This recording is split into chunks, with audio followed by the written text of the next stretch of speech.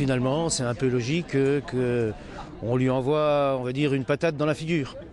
Qu'on ne s'y trompe pas, l'action était pacifique et teintée d'humour, même si le sujet est un peu plus sérieux.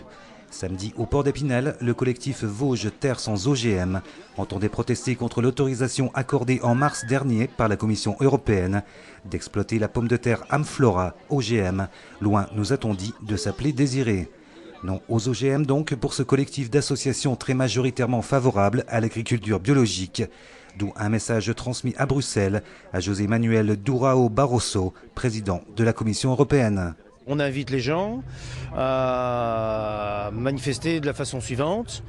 Ils prennent une enveloppe, ils prennent leur courrier réclamant à M. Barroso de retirer son autorisation et on l'accompagne d'une pomme de terre. Mais qu'on ne peut pas mettre une pomme de terre dans une enveloppe, d'une façon symbolique, on prend une épluchure de patates séchées qu'on envoie à M. Barroso.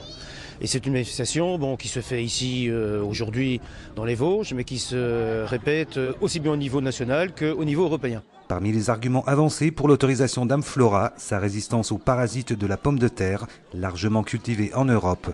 Pour le collectif Terre sans OGM, la solution est ailleurs. Il faut trouver un moyen naturel. Alors à mon avis, il faut chercher peut-être dans les purins pour essayer de traiter ce nouveau parasite qui nous empoisonne.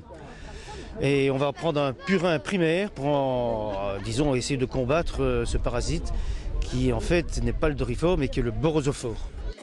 Et le collectif de lier cette autorisation à un conflit d'intérêts et au mépris des citoyens, contestant également l'indépendance de l'Agence européenne de sécurité des aliments.